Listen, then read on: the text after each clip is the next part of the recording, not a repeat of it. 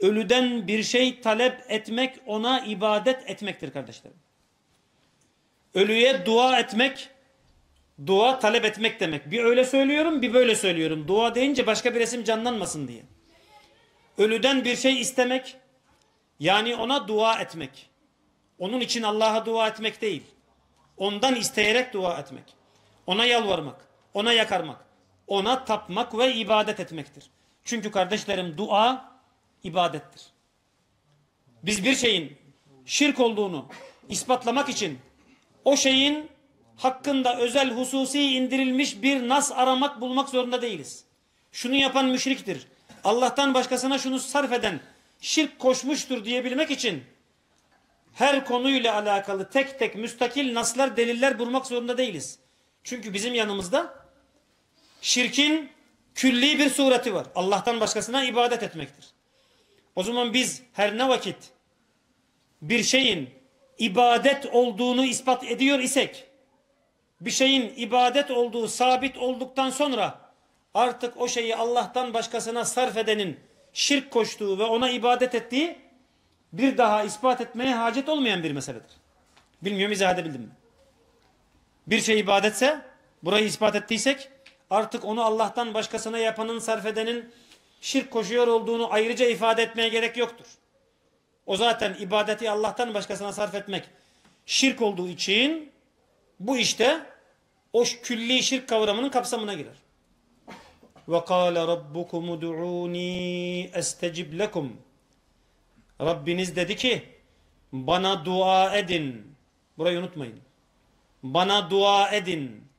Benden talepte bulunun. Bana yalvarın, yakarın ki ben de size icabet edeyim. Allah ona dua etmemizi emrediyor. Bunun karşılığında bize icabet vaat ediyor. Sonra ona dua etmeyenleri bakın nasıl tehdit ediyor. Bir daha başından okuyorum. وَقَالَ رَبُّكُمُ دُعُونِي اَسْتَجِبْ لَكُمْ Rabbiniz dedi ki bana dua edin, bana yalvarın, yakarın ki ben de size icabet edeyim. Sonra İnnellezîne yestekbirûne an ibâdeti seyedhulûne cehenneme dâhirîn Bana ibadet etmekten büyüklenenler alçalmış, küçülmüş, zelil, hakir olarak cehenneme girecekler. Allah'a ne yapmaktan büyüklenenler dedi? İbadet etmekten büyüklenenler. Ayetin başında onlara ne yapmalarını emretmişti? Dua etmelerini. Allah duayı emretti. Onlar bu emre icabet etmeyince Allah bana dua etmekten imtina edenler, büyüklenenler demedi. Ya ne dedi? Bana ibadet etmekten büyüklenenler dedi. Burada açık bir şekilde duanın, yalvarmanın, yakarmanın ibadet olduğunu, tapma olduğunu anlıyor değil miyiz? Dua ibadetin özüdür. Dua ibadetin ta kendisidir. Hele ölüye seslenmek kardeşlerim. Ölüye seslenmek, ölüden bir şey istemek, istenilen şeyin içeriğinden bağımsız olarak ona ibadet etmek demektir.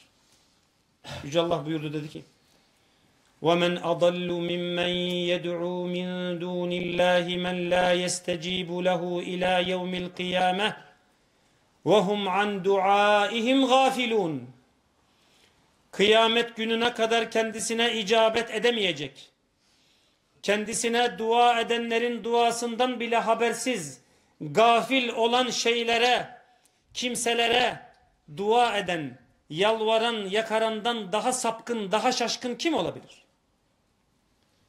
Kıyamete kadar kendisine icabet edemeyecek, kendisine yalvaranların bu yakarışlarından gafil ve habersiz olan şeylere dua eden, unutmayın burayı, dua eden, yalvaran, yakarandan daha sapkın, daha şaşkın kim vardır?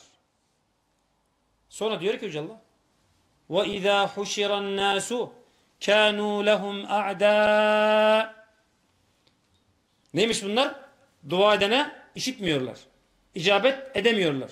Dua edenlerin duasından gafiller. Bir de bunlara ilave olarak kıyamet günü insanlar haşredildiği zaman o kendilerine dua edenlere düşman kesilirler.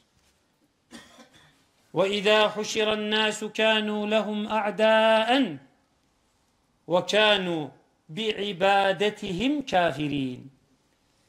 Onlara düşman kesilirler ve onların kendilerine ibadet etmelerini reddederler, inkar ederler. Yahu nereden çıktı ibadet? Onlar ne yapıyorlardı baştan? Dua ediyorlardı. Yüce Allah burada ne diye isimlendirdi? Kendilerine icabet edemeyecek, gafil olan şeylere dua edenler, o dua ettikleri şeyler kıyamet günü bunların kendilerine ibadetlerini reddederlermiş. Demek ki onlar onlara dua ederken ne yapıyorlarmış aslında? İbadet edip tapıyorlarmış. وَالَّذ۪ينَ تَدْعُونَ مِنْ دُونِهِ. Onun dışında dua ettiğiniz kimseler. Dua ettiğiniz kimseler. Dikkat edin, şeylerde bile demiyor. Kimseler. Akıllı, hayat sahibi varlıklar için kullanılan bir edatla, bir kelimeyle ifade edilmiş. Kendilerine yalvarıp yakardığınız o kimseler. مَا يَمْلِكُونَ مِنْ قِطْمِيرٍ. Hurma çekirdeğinin üzerindeki bir zar var ya, ona bile malik değiller. Ona bile sahip değiller. Siz şaşırmışsınız. Aklınızı yitirmişsiniz. İzanınızı kaybetmişsiniz. Hurmanın, çekirdeğin üstündeki basit zara bile malik olmayan şeye yalvarıp dua ediyorsunuz. Sonra diyor ki Allah, İn ted'uhum. Siz onlara yalvarıp yakarsanız bile, konu neyle alakalı? Dua etmek, yalvarmak, yakarmak. İn ted'uhum. Onlara yalvarıp yakarsanız, la yesma'u du'aakum. Sizin duanızı, yakarışınızı, yalvarmanızı işitmezler. Duymazlar diyor Allah. Duymazlar. Böyle söyleyince, böyle konuşunca bazıları zannediyor ki bu ölülere yalvarma meselesi, ölülere yalvaranın onlara ibadet etmiş olacağı, bu işin de şirk olmuş olacağı konusu, ölülerin işitiyor veya işitmiyor olması meselesi ile lüzumlu bir bağlantısı olan bir meseledir. Bazıları böyle zannediyor. Böyle zannettiği için bir yerde ölülerin, mezardaki ölülerin işitebileceğine dair bir ihtilaf, bir alim kavli, bir mezhep aktarımı görünce mal bulmuş Magribi gibi ona tutunuyor. Bak diyor, siz işitmezler diyordunuz, işitiyorlarmış. Konu bununla ilgili değil ki. Yani onlar işitiyor olsalar da Allah'ın dışında onlara ibadet etmenin, ölülerin bazı alimler tarafından işittiğini haber vermesi, onların Allah ile beraber ibadete layık olduklarını nasıl ispatlasın? Behey şaşkın. Bazıları konuyu bununla ibaret zannediyorlar. Bir eser buluyor. Bak filan mezhepten. Hatta bak İbn-i Kayyim de böyle diyor. Ölüler işitebilirlermiş. Bak Allah ne diyor? İn ted'uhum la yesma'u du'aakum.